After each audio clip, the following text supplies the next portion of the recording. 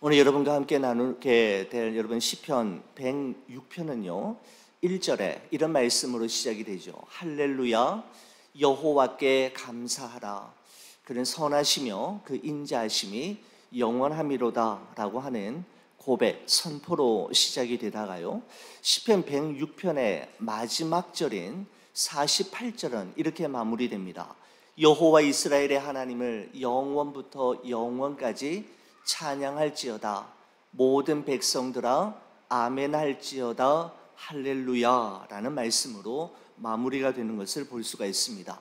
여러분, 이 할렐루야라고 하는 이 단어의 뜻을 여러분과 제가 가지고 있는 성경책, 여러분 맨 아래쪽으로 가시게 되면 이렇게 이야기하고 있죠. 여호와를 찬송하라 라고 되어 있습니다. 여호와를 찬송하라 라고 하는 의미입니다. 여러분, 그러니까 시편 106편은요 할렐루야 라는 단어로 시작해서 할렐루야로 끝이 나는데, 할렐루야 라는 표현이 시편 106편 전체를 마치 괄호처럼, 이 괄호라고 하지 않습니까? 괄호처럼 둘러 감싸면서 여호와 하나님을 찬송해야 할 이유가 무엇인지에 대해서 시편의 기자가 자세히 기록하고 있다라고 전체 구도를 보시면 되겠습니다.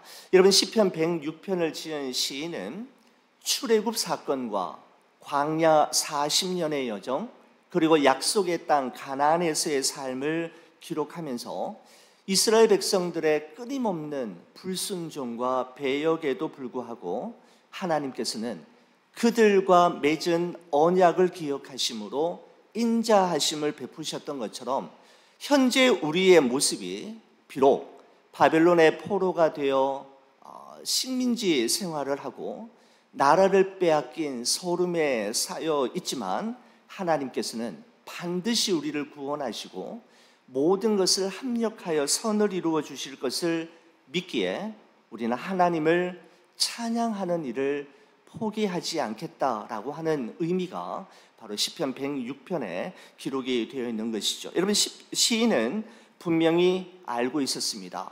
하나님의 구원하심은 우리 인간의 어떠함이나 능력이 아니라 하나님께서 우리들과 맺으신 언약을 기억하심과 전적인 그분의 인자하심에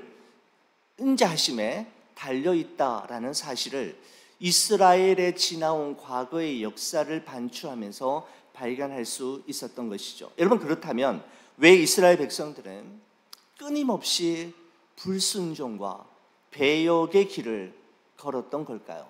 여러분, 이 시인은 시편 106편 전체의 말씀을 통해서 중요한 원인 한 가지를 우리에게 이야기하고 있는데, 바로 그것은 왜 그들이 배역과 불순종의 길을 걸었는가? 그 이유는 바로 잊어버림, 망각에 있음을 우리에게 이야기하고 있습니다. 여러분, 오늘 본문의 말씀은 아니었습니다만은 어제 본문의 말씀에 보면 시편 106편 13절과 14절에 이렇게 기록하고 있습니다. 그러나 그들은 그가 행하신 일을 곧 잊어버리며 그의 가르침을 기다리지 아니하고 광야에서 욕심을 크게 내며 사막에서 하나님을 시험하였도다라고 기록하고 있습니다. 그들은 그가 행하신 일, 무엇입니까? 바로 하나님께서 그들을 위해 행하셨던 일을 잊어버렸다라고 이야기합니다. 바로 그것을 잊어버리는 순간 그 이후에 어떻게 됩니까? 하나님의 가르침을 기다리지 아니하므로 자기 소견에 옳은 대로 행하기 시작했고, 광야에서 욕심을 크게 내므로 불평과 불만이 끊임없이 터져 나왔으며, 사막에서 하나님을 시험함으로 그들은 적과 꿀이 흐르는 약속의 땅 가나안에 이르지 못하게 되었던 것이죠. 여러분, 이 모든 일들은 그가 행하신 일, 즉 하나님께서 그들을 위하여 행하시고 베푸신 일을 잊어버림으로 말미암아 발생한 일이었다라고 기록하고 있습니다. 여러분, 실존주의 철학자인 니체가 이런 말을 했지요. 망각하는 자에게 복이 있나니 자신의 실수조차 잊기 때문이라라고 이야기했습니다. 여러분, 그렇습니다. 분명히 잊어버려야 할 일들이 있기 마련입니다. 여러분, 일상의 삶을 살아갈 때 걸림돌이 되는 지난날의 아픔과 실수는 빨리빨리 잊을 필요가 있지 않습니까? 과거의 상처와 아픔으로 인해 현재를 살지 못하게 된다면, 그리고 과거의 실패와 실수 때문에 미래로 향하지 못하게 된다면, 여러분, 그래서는 절대로 되지 않지 않습니까? 여러분, 그렇습니다. 분명 잊어버림이 있기 때문에, 인간의 망각이 있기 때문에 우리는 새로운 것을 수용할 수 있고 새롭게 새 출발을 할 수 있게 되는 것이죠. 여러분, 그렇습니다. 망각하는 자에게 복이 있습니다. 여러분, 하지만 절대로 망각하지 말아야 할 것이 있습니다. 잊어버리지 말아야 할 것이 있는데, 바로 그것은 하나님은 누구이시며 나는 그분 앞에서 어떤 존재인가라는 사실, 그리고 하나님께서 행하신 일과 하나님께서 지금까지 우리에게 베푸신 은혜는 절대로 잊지 말아야 하는 것이죠. 과거의 실수와 아픔으로 인한 상처와 아픔은 우리가 잊어버리고 빨리 새롭게 시작해야 하지만, 바로 하나님께서 베푸신 은혜와 하나님께서 우리를 통해 행하신 일은 절대로 잊지 말아야 하는 것이죠. 여러분, 이스라엘 백성들이 광야를 통과하고 가나안 정복 전쟁을 완수하는 비결은 그들의 실력이 아니라 그들의 기억력에 있었습니다. 여러분, 하나님께서 지금 우리와 함께 하시며 우리의 모든 걸음을 인도하신다는 사실을 기억하고, 지난날 하나님께서 그들에게 행하신 놀라운 일들과 그들을 위해서 베푸신 놀라운 은혜를 망각하지 않는 것이야말로 광야 40년을 통과하여 가나안 정복 전쟁을 완수하는 비결이었습니다. 실력이 아니라 하나님의 은혜에 대한 기억력이 그들로 하여금 그와 같은 삶을 가능케 하는 것이었는데, 그들은 그것을 잊어버리고 망각함으로 말미암아 오늘날과 같은 이런 일이 생겼다라고 성경은 이야기하고 있습니다. 여러분, 찬송가 429장, 오늘 제가 교회에 와서 말씀을 미리 집에서는 다 준비했지만은 우리 이초원에서 이 찬양을 연습하는 것을 보고 깜짝 놀랐습니다. 저도 말씀을 준비하면서 이 찬송가를 생각을 했었거든요. 가사가 이렇습니다. 세상 모든 풍파 너를 흔들어 약한 마음 낙심하게 될 때에 내려주신 주의 복을 세워라. 주의 크신 복을 네가 알리라. 세상 근심 걱정 너를 누르고 십자가를 등에 지고 나갈 때 주가 내게 주신 복을 세워라. 두려움 없이 항상 찬송하리라. 그 다음에 이렇습니다. 세상 권세 너의 앞길 막을 때 주만 믿고 낙심하지 말아라. 천사들이 너를 보호하리니 염려 없이 앞만 보고 나가라. 받은 복을 세어 보아라. 크신 복을 내가 알리라. 받은 복을 세어 보아라. 주의 크신 복을 네가 알리라. 여러분, 이 복 대신에 은혜를 넣어도 조금도 그 의미가 변색되지 않을 것입니다. 여러분, 그렇습니다. 하나님으로부터 받은 복을 헤아려 보고 받은 은혜를 기억할 수만 있다면 세상 풍파 우리를 흔들어도 우리는 낙심하지 않을 수 있고 염려 없이 앞만 보고 나아갈 수 있게 되는 것이죠. 바로 하나님에 대한 기억이, 하나님께서 베풀어 주신 은혜에 대한 망각하지 않음이 이와 같은 일을 가능케 하는 것입니다. 여러분, 그러나 이스라엘 백성들은 어떻게 되었습니까? 하나님의 은혜를 망각했고 하나님께서 그들에게 지난날 그리고 지금까지 베풀어 주신 행하신 일들을 잊어버리게 됨으로 말미암아 그들은 막다른 인생을 살게 되었는데, 여러분 이스라엘 백성들이 어떻게 행하는지에 대해서 오늘 본문 34절에서 39절까지의 말씀이 그와 같은 이야기를 정리하여 이야기하고 있습니다. 여러분 이런 내용이죠. 하나님께서 이방 민족을 멸하라고 했지만 그들이 멸하지 않고 그들과 섞여 살면서 그들은 그들의 행위를 오히려 배웠고, 우상을 섬기지 말라고 했지만 우상을 숭배함으로 그것이 바로 그들에게 올무가 되었다라고 이야기합니다. 자녀들을 희생 제물로 바치지 말라고 하셨지만 그들은 자녀들의 피를 뿌림으로 약속의 땅 가나안을 더럽혔다라고 시인은 우리에게 이야기하고 있습니다. 이 모든 것들은 바로 하나님의 행하신 일을 잊어버림으로 하나님의 은혜를 헤아려 볼 시간이 없음으로 말미암아 일어나게 되었던 일이다라고 보고 있는 것이죠. 여러분 이스라엘 백성들은 택하신 족속이요, 왕 같은 제사장들이요, 거룩한 나라요, 하나님의 소유가 된 백성으로 부르심을 받았지만 부르신 이의 뜻대로 살지 못했던 것입니다.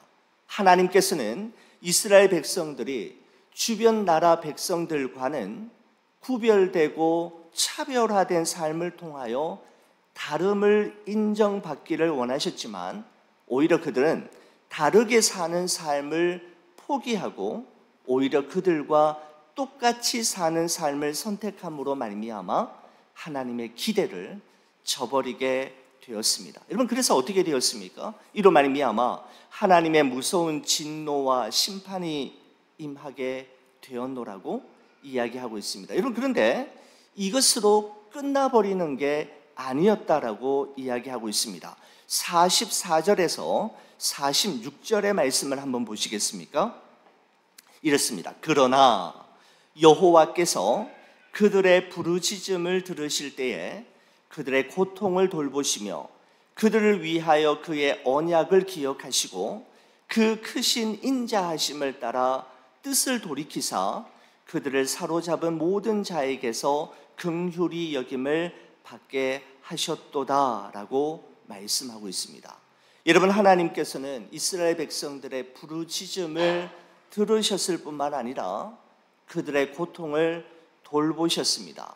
돌보셨을 뿐만 아니라 그들과 맺은 언약을 기억하사 인치심으로 뜻을 돌이키사 긍휼히 여김을 받게 하셨다. 그리고 다시 그들을 회복시켜 주셨다라고 말씀하고 있는 것이죠. 그들은 넘어진 자리에서 하나님의 놀라운 은혜를 다시금 발견하게 된 것입니다. 여러분 이런 말이 있습니다. 넘어진 자리는 발견하는 자리이다라고 하는 표현이 저는 지난 한 주간 제 마음속에 오래오래 남았던, 각인되었던 표현입니다. 넘어진 자리는 발견하는 자리이다. 여러분 무슨 의미일까요?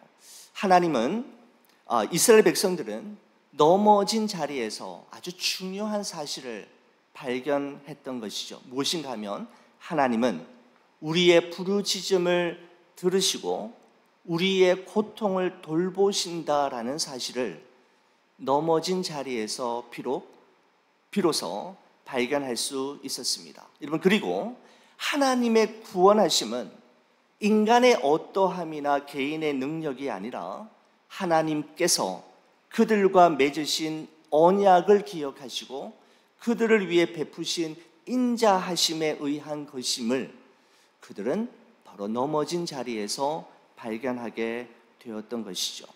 넘어짐을 통해 깨달았고 넘어진 자리에서 그들은 아주 중요한 사실을 비로소 발견하게 되었던 것입니다. 여러분 그렇습니다. 어린 아기가 걸음마를 배우기 시작할 때 넘어지지 않고 배우는 아기는 아무도 없지 않습니까? 넘어지는 과정을 통과하지 않고는 다시 일어설 수도 다시 걸을 수도 없는 것이죠. 여러분 그래서 넘어지지 않는 법, 절대로 넘어지지 않는 법을 배우는 것도 중요하지만 그것 못지않게 간과하지 말아야 할 것은 넘어졌을 때 빨리 다시 일어나는 법과 넘어진 자리 그곳에서만 배울 수 있는 소중한 메시지를 발견하는 법, 바로 그것을 배우는 것 또한 너무너무 중요한 것이죠. 여러분, 잠언에서 이렇게 말씀합니다. 대저 의인은 7번 넘어질지라도 다시 일어나려니와 악인은 재앙으로 말미암아 엎드러지느니라. 의인과 악인의 탁월한 차이점이, 아주 선명한 차이점이 무엇인가 하면 넘어지지만 다시 일어날 수 있는가, 넘어짐으로 영원히 끝나버리는가가 바로 그 차이점임을 말씀하고 있죠. 시편 37편은 이렇게 말씀합니다. 그는 넘어지나 아주 엎드러지지 아니함은 여호와께서 그의 손으로 붙드심이로다. 여러분, 그렇습니다. 우리 사랑하는 우리 교회 여러분, 이스라엘이 넘어짐을 통해 넘어지지 않고는 결단코 배울 수 없는 소중한 깨달음, 넘어진 자리에서만 볼 수 있는 소중한 사실을 보고 발견하게 된 것처럼 여러분과 저의 삶 또한 그러하기를 간절히 소원합니다.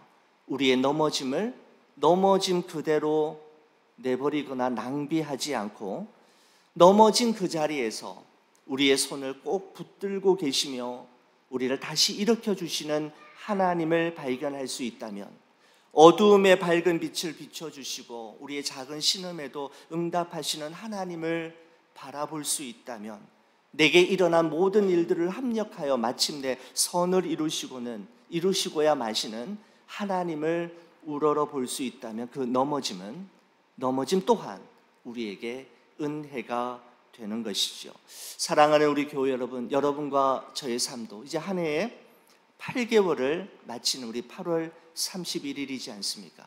한 해의 마지막 3분의 1이 남았습니다. 3분의 1 이 기간, 이 4개월 동안도 지난날 하나님께서 여러분과 저에게 행하신 일들과 베풀어 주신 은혜로 인해 할렐루야, 하나님을 찬송하는 노래가 여러분과 저의 입에서, 삶에서 끊임없이 흘러나오기를 주의 이름으로 간절히 축원을 드립니다. 우리 찬송 같이 할까요? 우리 429장 말씀을 준비하면서 이 찬양이 저도 모르게 입가에서 계속 흘러나왔는데, 우리 하나님의 받은 은혜를 헤아려 보고 주께 감사하며 함께 찬양하기를 원합니다.